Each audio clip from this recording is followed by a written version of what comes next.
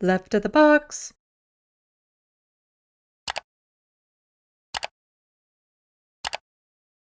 Jacob tweeted out New York Governor Hochul, I think that's how you say her name, last night on local opposition to Israel's war in Gaza. If Canada someday ever attacked Buffalo, I'm sorry, my friends, there would be no Canada the next day. That's a natural reaction. You have a right to defend yourself and to make sure it never happens again. Yes, my reaction to being wronged in any way whatsoever is genocide. That seems natural reaction to me. Yes, if somebody were to break into my house and attack me, my immediate reaction is to wipe out their entire family. That's only normal, isn't it? In fact, why don't we just wipe out their entire neighborhood? Because, the neighborhood helped make that person evil in the first place. Absolutely ridiculous. And there's some interesting comparisons in here and how she's painting Canada in here, but also it's a very tired trope of American politicians or American media people using Canada as the example. If Canada were to attack, or, maybe we should invade Canada. Fox News was all over it at one point. It's been talked about before over and over again that maybe the United States should invade Canada or that somehow Canada will attack the United States. Neither are going to happen. Neither needs to happen. Partly because it would destroy the economy. Our economies are too intertwined. If you were to do that, it would just totally disrupt the economy. And the people in power like a stronger economy, and they don't necessarily want to tamper with that. But we're already so interconnected between our economy, our trade, our politicians, all of that. It's already so interconnected. There's no need, like none. The influence America has over Canada, it's pretty strong. The influence some Canadian aspects have over America, not as strong, but it's there. It's them just showing how violent that they want to be and using the innocent little Canadians as their example. It's like, yeah, just to show how strong we are, we would wipe out those innocent little Canadians at the slightest provocation. So, just really ridiculous, but let's hear it from her herself. Call out Hamas for what it is, and it is a terrorist organization that must be stopped.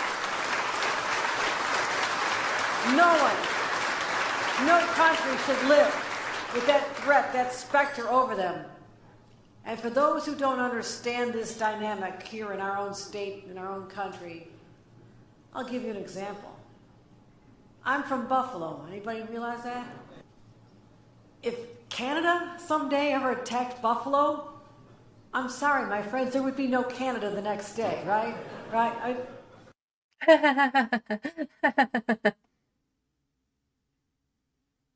Yeah, I don't like the idea of that, of being connected to some terrorist group that has attacked Buffalo. And that's kind of what they're saying, is that Canada is Hamas and that everyone in Canada would be terrorists if any aspect of Canada were to attack Buffalo, then that just means the entire country is behind it. I love Canada, but we did have the War of 1812 and they did burn Buffalo, so there might be a little conflict here. Technically, we weren't really Canada at that point. It depends on how people like to say history. When Canadians like to say, yeah, we stuck it to you Americans one time, then it's like Canada did it, but technically we weren't really Canada at that point. We hadn't signed the British North American Agreement yet. But think about that. That is a natural reaction. You have a right to defend yourself and to make sure it never happens again. And that is Israel's right. Call out Hamas for what it is. Yes, it's a natural reaction to want to commit genocide if you've been slighted by another group. That's exactly what colonial settlers like to think anyway. But I came across this article from Jacobin that actually also kind of talks about this. Why are so many Democrats ready to nuke Canada? I'm like, oh, that's a Democrat that said that? Usually it's Republicans that are saying that they need to, bomb Canada in one way or another. But it is just kind of weird that a Democrat would also be on board with, destroying Canada. New York Governor Kathy Hochul recently invoked U.S. annihilation of Canada as analogy for Israel's brutal war on Gaza. Her comments may have been outlandish, but they exemplify Democratic Party leaders' use of absurd justifications for slaughter. And afterwards, she was forced to apologize, expressing regret that she used an inappropriate analogy that I now realize could be hurtful to members of our community, though she did not specify which community she was referring to. She also said she regretted her poor choice of words, but did not directly apologize to Palestinian community of New York State nor to anyone in Canada for suggesting that the complete annihilation of a people is a natural reaction to a terrorist attack. So her poorly chosen words are remarkably similar to those made over 40 years ago by Senator Joe Biden. Sorry, over 40 years ago, he was a senator. And he's running for president now. Sometimes it's hard to grasp that, that in, I guess, 1982, over 40 years ago, he was an adult, like an older, middle-aged adult. And he's running for president now. Yeah, I'm not an ageist, but come on. At some point, and he's not in the greatest health, he's not in the greatest cognitive ability. Again, I just don't understand how in the United States the president is supposed to represent the best of what America has to offer. And on the Democratic side, you have Joe Biden. On the Republican side, you have Donald Trump. Wow. Anyway, so as reported by Ben Burgess and Jacobin during a 1982 meeting with the Israeli Prime Minister, I don't know names. Biden reportedly said, if attacks were launched from Canada into the United States, everyone here would have said, attack all the cities of Canada. And we don't care if all the civilians get killed. So apparently Joe Biden is all about that genocide. He'd be fine genociding Canadians as well. Huh.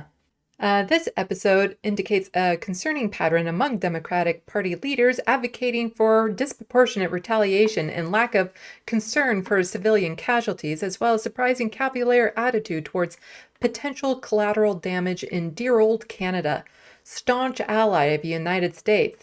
It also speaks to an unfortunate consistency among Israeli leaders to disregard their own intelligence in pursuit of genocidal campaigns against Palestinians.